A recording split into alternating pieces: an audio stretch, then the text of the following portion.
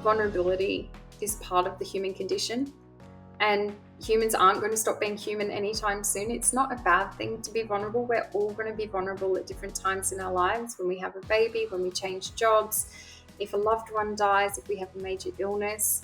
And I think it's just being aware of that vulnerability and knowing what that means in the other areas of your life to protect yourself, to be a bit more vigilant. Yeah, vulnerability is part of the human condition. It's a beautiful thing. Hi there. This episode of Mumbition continues our current series designed to introduce you to some of the fantastic speakers joining us at our Be MPowered 2024 conference by Mums & Co. This will be the 6th iteration of our bespoke conference designed for working parents, ensures accessibility through its digital format, inclusivity with globally recognized small business, parenting, and community leaders to inspire you. So if you're considering starting a business as a mum, this is the conference for you. Jump over to mumsandco.com.au to register for your free ticket today. Tracy Hall is an author, keynote speaker, and senior marketing executive. And over the last 25 years, Tracy has had extensive exposure to startups, large corporations, and global tech brands, including Virgin Mobile, eBay, GoDaddy, and Afterpay. She frequently consults for smaller companies, volunteers as a teen mentor for the Raise Foundation, and is a board director for the men's mental health charity Mongrels Men.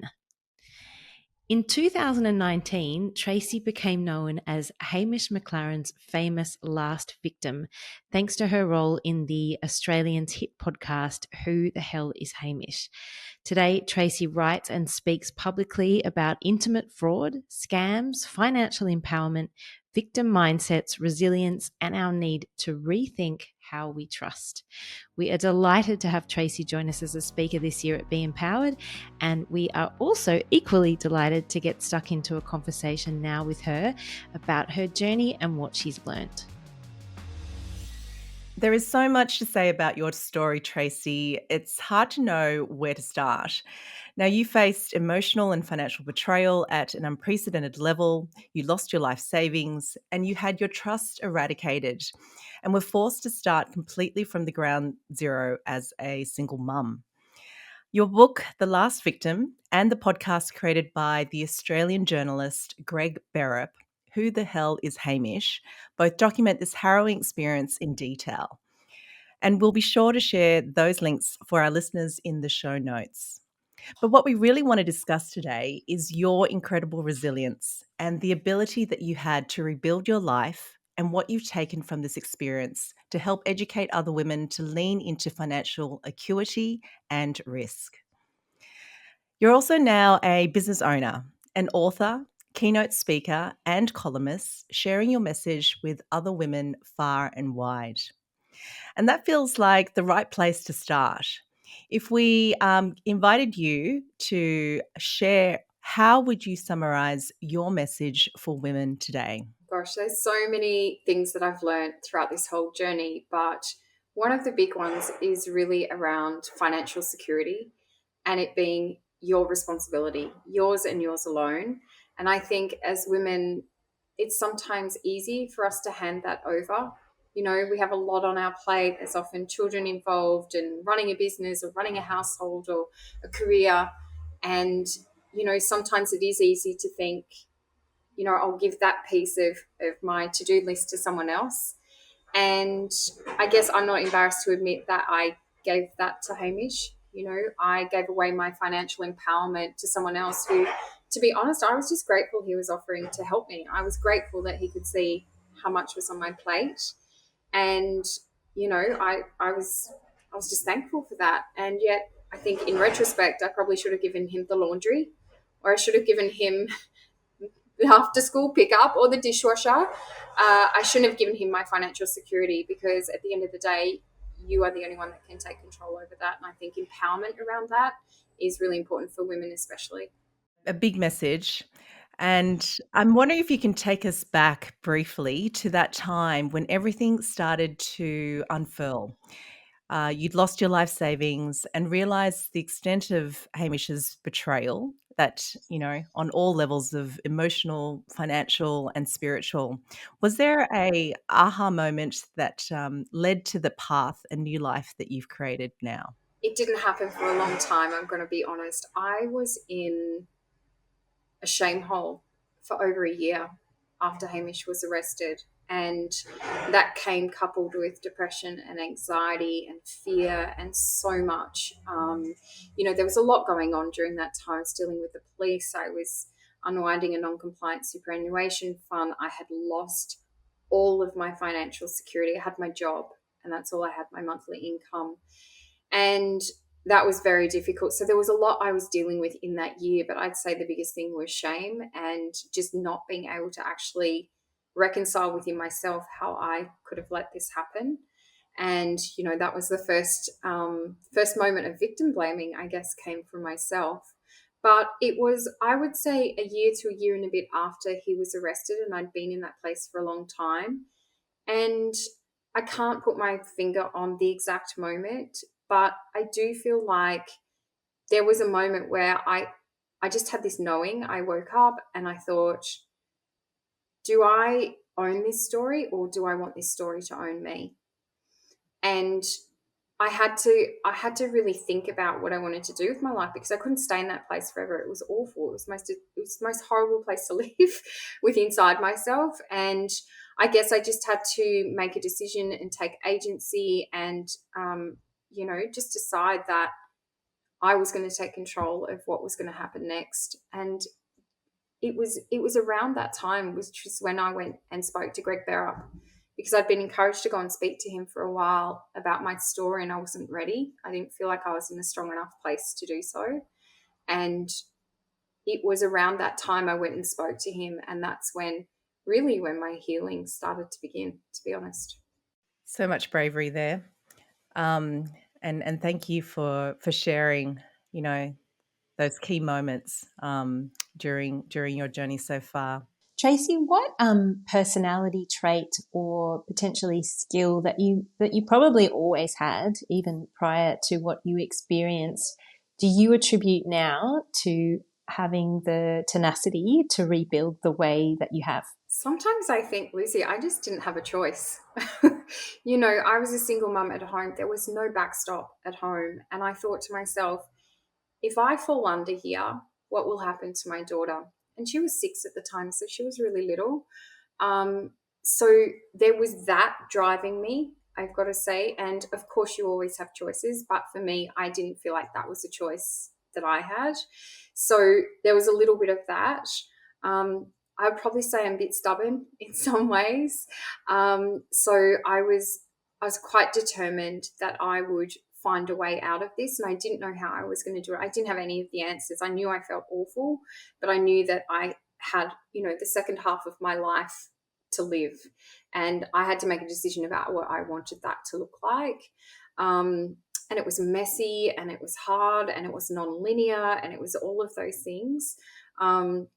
So I think there was those things as well. And I think too, perspective is a really interesting thing when you're thinking about adversity. So adversity doesn't discriminate. I think everyone who's listening will have their own story of challenge or hard times, and it could be anything from dealing with the death of a loved one through to fertility issues or career setbacks or major health illnesses, things like that.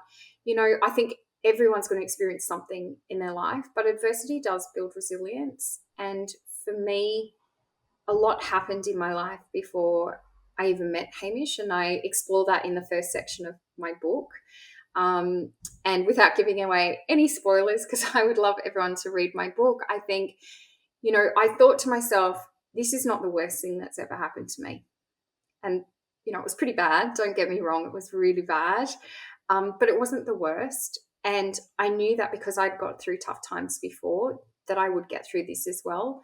And that all storms do eventually pass. I knew that from experience. And I think all of those things together just kind of gave me a level of inner strength that was kind of like this glimmer of hope, I suppose, in those really hard times. So as you've just shared, you had to rebuild your life emotionally, financially, and probably even spiritually. Was there a friend or a mentor or some other kind of support person in the background there that helped you at that stage to kind of talk things through and even potentially build on that plan? I think there was a combination of people, and we always say it takes a village, and it does. So I had some very, very close girlfriends that knew. In the first year after Hamish was arrested, not very many people knew what had happened. So I kept it very, very close, and so there was a very tight group of girlfriends who were very, very supportive. And of course, being a single mom and trying to do all the things, like I really relied on that for help. Um, and of course, my own mum, who's the most incredibly resilient woman ever. And she just shows up when she knows she needs to, and provides food and comfort and help and all of those things. She doesn't live in Sydney, so she lives in Queensland. So having my mum and seeing what she's been through in her life, that was really inspiring for me. And then in terms of kind of the help that I got, I got some professionals in, because in those first sort of weeks, months, and even year after Hamish was arrested, I didn't have the capacity to make really big decisions. And I think that's really important to note too, when you're going through really tough times, that your rational brain actually doesn't work properly. And if anyone's experienced grief, they talk about the grieving brain and how the neurology of your brain actually changes when you're grieving, and it's very, very difficult to even do the most simplest of tasks. And in a sense, for me, this was like a death, because it took me 18 months to fall in love with a man that I had to fall out of love with in less than 24 hours. And it was like a death, except I was grieving a fake human and a fake relationship. So that was even more confusing for me. But I didn't have the capacity to make these big decisions. And it wasn't so much that I couldn't trust other people anymore. The worst thing was I couldn't actually trust myself. And I had always been someone who was really strong on my intuition and my ability to make good decisions and bring good people into my life and things like that. And, I'd made the biggest mistake of my life. And so trusting myself again was really hard. So I got psychological help. I found a psychologist. I had to get my head straight. I found a financial advisor that I could trust. And that was really hard too, because I just lost all my money. But I knew I needed help to make a plan. And this woman, who's incredible, she's still my financial advisor today, she sat with me and we basically visioned my life. We didn't even talk about money, really. She said, what do you want your life to look like in 2, 5, and 10 years' time from now? And of course, I'm just a mess and I've lost everything, but it forced me to think about the future and put a plan in place. And we mapped it all out and we visioned it all out and we made a plan. I'm very disciplined, so I stuck to it. And she literally held my hand and she said, you're going to be okay, Trace. You're going to be okay. And so that was something I never would have been able to do on my own. I went on medication under the kind of gentle guidance of my psychologist and my GP, because I've been crying every day and every night for 4 months. And I was doing it in private because I made a decision very early on not to tell my daughter about what had happened. And so when my psychologist found that out, she gently encouraged me to go and talk to my GP, because I think feeling those feelings for a short period of time is okay, but 4 months is a very, very long time to still be, having that overwhelming sadness. And so I did that. And to be honest, if I ever felt like that again, I wouldn't wait so long next time. And that was a period of time that just got me through, and that worked. And then, of course, all the basics, sleeping and, eating properly, not going, I go to bed at 9 o'clock. I pulled my world in very, very close. We listened to a podcast interview you did with Osher Gunsberg several months ago in preparation for this podcast. And something that jumped out in that interview was you spoke about how you felt during the particularly harrowing moments that it was important not to cry at the dinner table. Can you speak to a little bit about why you felt that was important? Gosh, for so many reasons. I think it's true. I made a decision very early on that there would be no tears at the dinner table. And I did that for a few reasons. She was only 6 when Hamish was arrested. Hamish was a man on the end of the phone to her. Yes, we spent a few holidays and things together, but really week in, week out, she didn't see him. So he was just someone on the phone. So he wasn't really a physical presence in our life. And so I just made a decision not to say anything, no tears at the dinner table. And the reason for that was very difficult to explain a non-compliant superannuation fund to a 6-year-old. I didn't want her to worry about us not having any money. And I didn't want her to worry about him as a human, you know. And that was a decision I made. Sometimes I question whether it was the right decision. I still feel like it was at the time. And as she's got older, and of course, when the podcast came out, she was a few years older then, and sort of for age appropriate moments, there's been information given to her, and now she's 14, so she sort of knows everything. She's reading the book at the moment. But I think for me, I wanted to protect her childhood. I didn't want her to feel scared. I think that there are, you know, adult conversations to be had with adults, not with children. Like, that's just the way I believe. That's the way I parent. And I think it was the right thing to do. And certainly she had no idea what was going on, because 9 months later she said to me one night, "Oh, Mum, we haven't heard from Max in a while." And I thought to myself, no, we haven't, you know. And I said, look, he's been very busy with work. It's all good. And she's like, oh. And then she just went on with her life. And I thought, gosh, we have not missed a beat. She has no idea what's gone on. And for me, that was a win, because, you know, the trauma was mine. It's not hers. You know? And having survived that trauma, that enormity of that challenge that you faced, what does money and financial security, the understanding of that mean to you now? But specifically for women, money gives us choices. And choices are important, because at any point in our lives, we might find ourselves in a situation that we didn't expect to be in. And I'm not just talking about losing your life savings to a con man. It could be through divorce, which I've also experienced. It could be through the death of your partner, which, you know, you may not be expecting. And as hard as those things are to talk about, you can be incredibly financially vulnerable in those situations if you have not taken extreme ownership of your finances. So if you don't have the logins to your accounts, your investment accounts with your partner, and something happens to them, you're left in a very, very vulnerable position. So I think, you know, taking extreme ownership, I also appreciate that it's not always accessible. It's not easy. The language is hard. And traditionally, as women, I think we've said, oh, well, we'll let the husband do that, or we'll let the man in my life do that because they're better at maths or they're better at it. Well, I don't actually think they're better at it. I think we've just got a lot on our plate and we just want to hand something over. But again, hand over the laundry, hand over the after school pickup, don't hand over that. And, you know, I think putting systems in place is really helpful for me, because I don't have time to think about which transfers I need to do every month and how I'm going to make that happen. I put systems in place so it's all automated, so I don't have to think about it. So those kind of things are really, really important. And the other thing I'd say about kind of, you know, money and finances is, for women especially, in whatever season of life you're in, it's very, very important to think about always having your own income.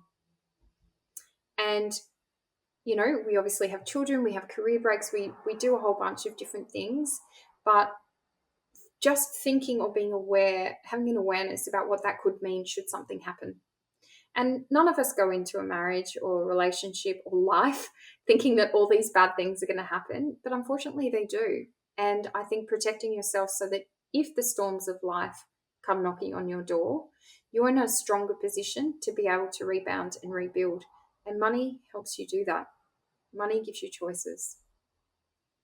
And just building on that, Tracy, if those that are listening to your story, have some triggers about concerns or, how to actually tackle this, like, what are some of the questions that you'd recommend to women, so that they can begin to ask themselves about their financial situation? Like, how could they work through that? I think there's so many things you can ask yourself. First of all, I would say, if you were on your own, what financial position would you be in? And, you know, do you know the logins to all of your accounts? Do you know what your superannuation balance is? Do you know how to maximize your superannuation? Do you, have you had discussions about your finances? Are you across everything? Do you have the passwords to all the accounts? Is your name on it? Or not? And I guess the question around all of these is, if it's not, why isn't it? And then overlaying that with, therefore, if you were on your own, what would that mean for you financially?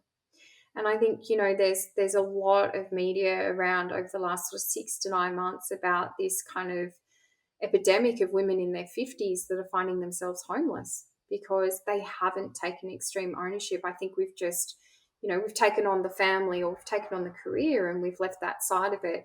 But yeah, it's just so important for us to be on top of it. If you don't understand it, ask the question, ask it again, ask it until you do.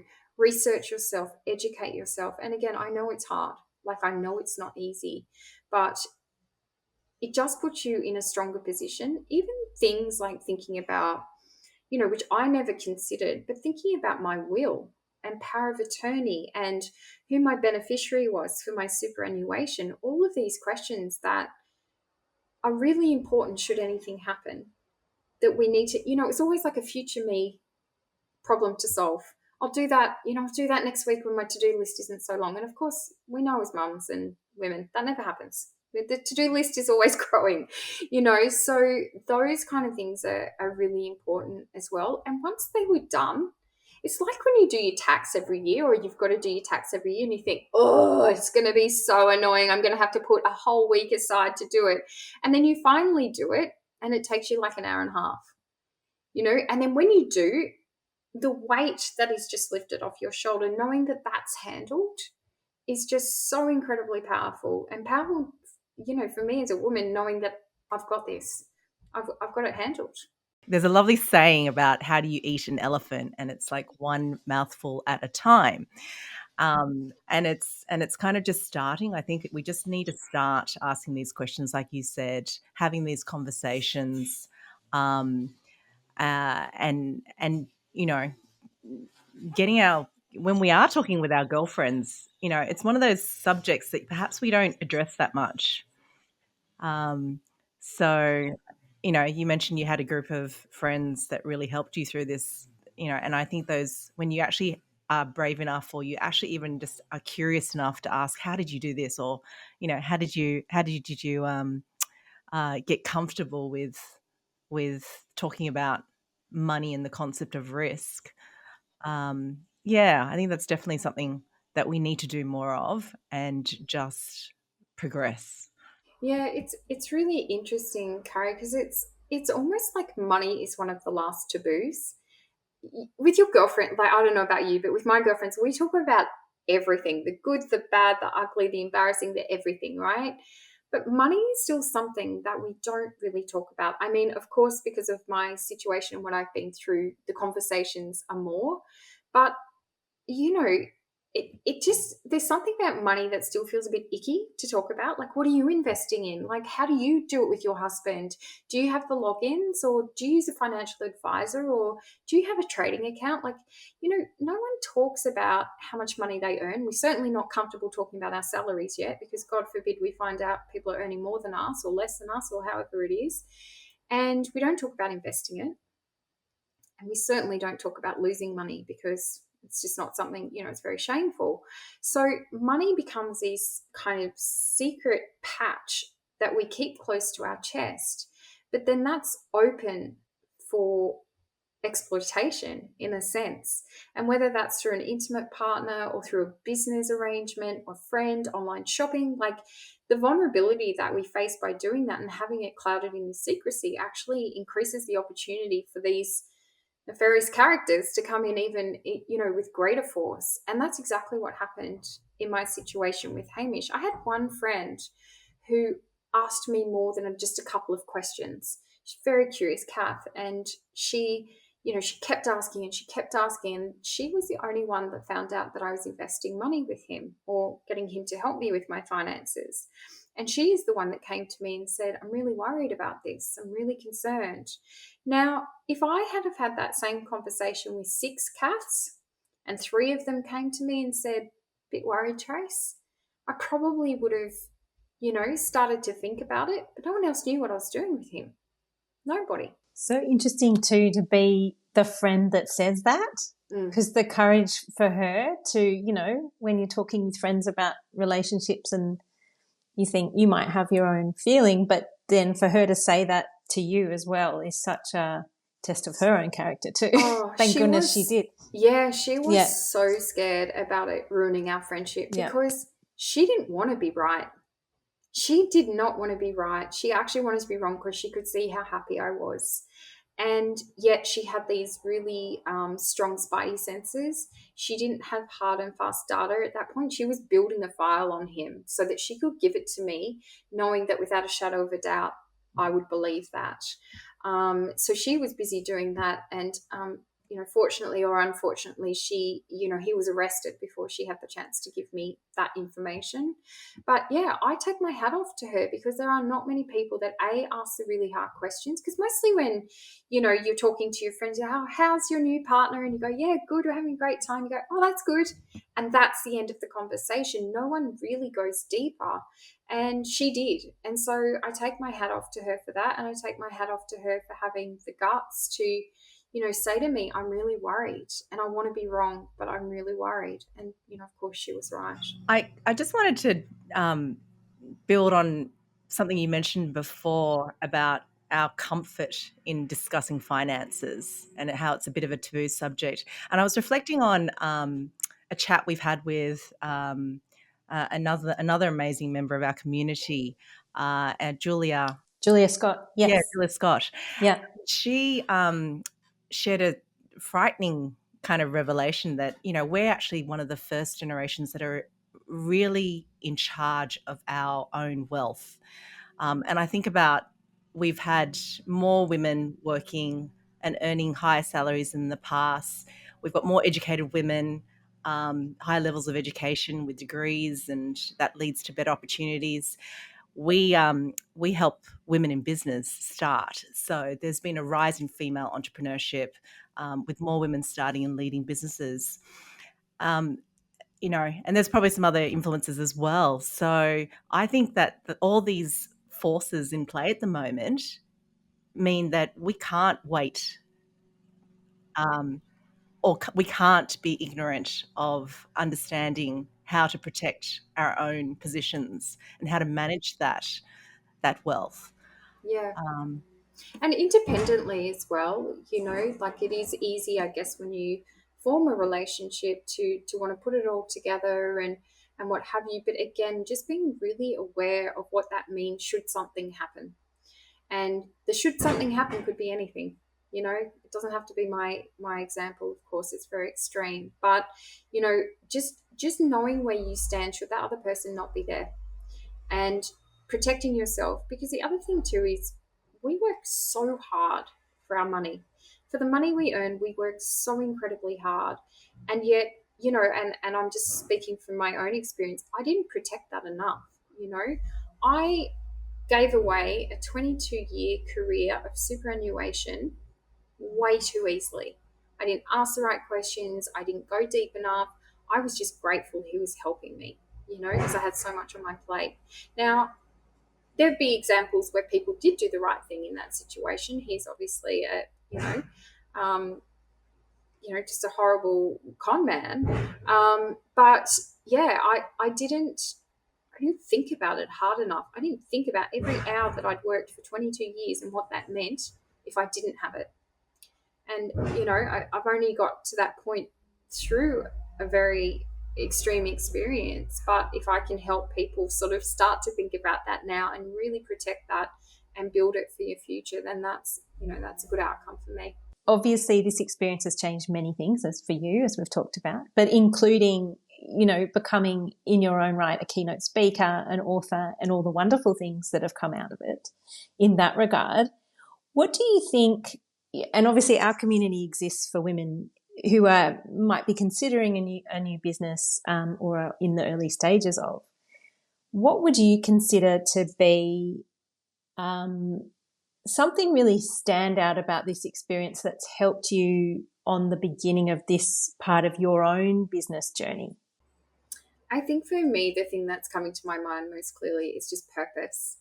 I obviously we all need to make money, and we need things to be commercial, and we have lives to live and mortgages to pay and all of those things.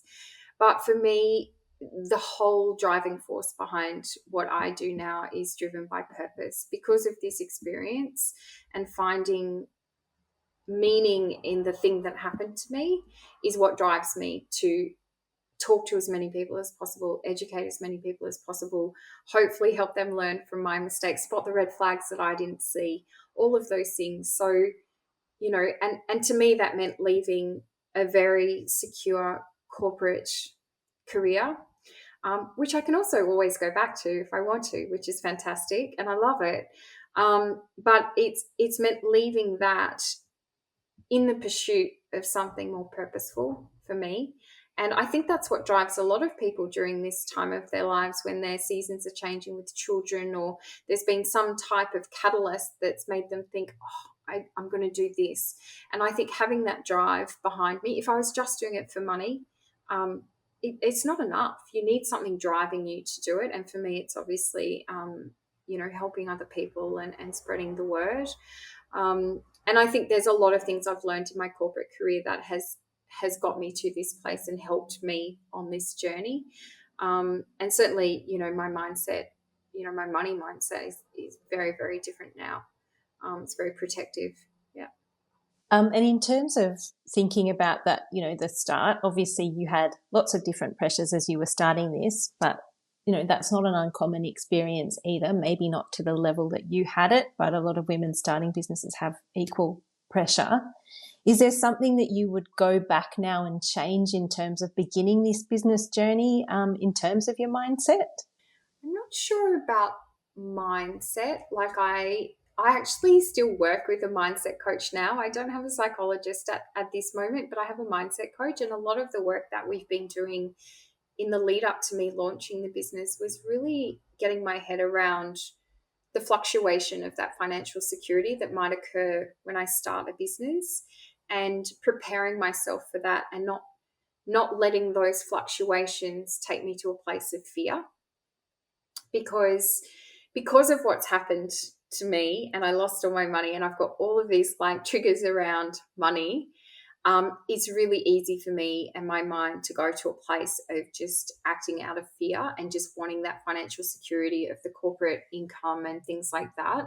And really just being clear about, again, back to purpose, like why I'm doing this, what that's going to mean for this year, how I can make myself feel secure in other ways that isn't related to whether I earn the same amount of money every week or every month.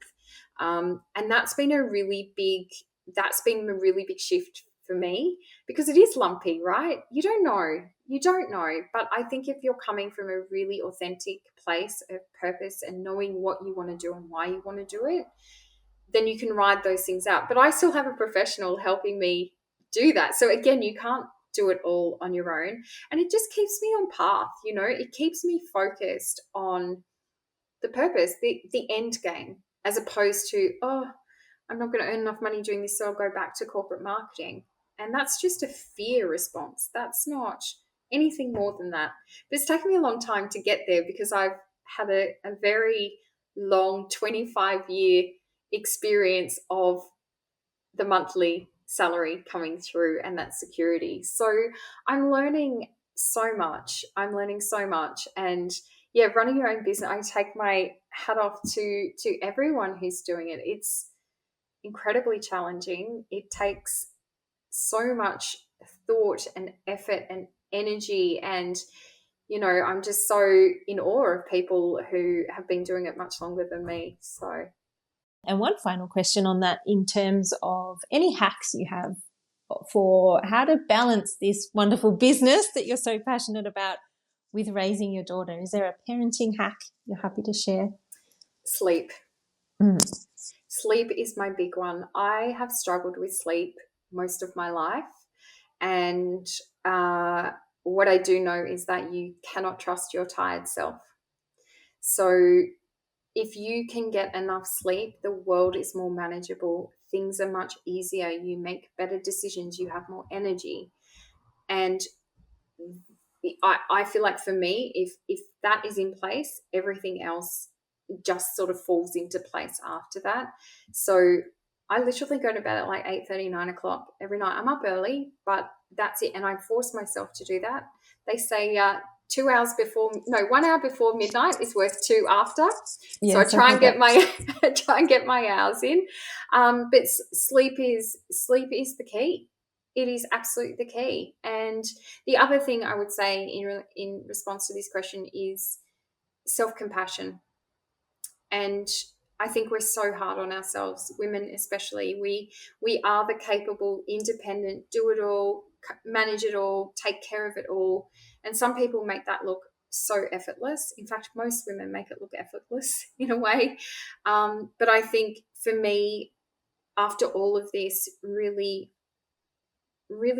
sort of giving myself a bit of a break, Trace, it's okay if you drop that bundle over there one time. I know during the period after Hamish was arrested, I was not the best parent. I was not the best employee. I was not the best friend.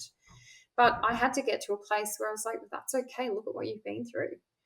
So I think self-compassion, and that's what I've learned ongoing when things get a bit overwhelming, is just give yourself a break. And I've never been good at that. And I see a lot of women not being we're very hard on ourselves. And I think just self-compassion is just such a beautiful thing just to remind yourself. It's easier to say than do, but I'd encourage people to think about that. Thank you so much. That's a gorgeous message. It is really about, we just need to be kind to ourselves every now and then. And sleep. And sleep. And sleep. Tracy, thank you so much for joining us on Mumbition today. We are so proud to be sharing Tracy Hall's incredible story of resilience and financial acuity at our 6th Be Empowered conference on Thursday, the 28th of November.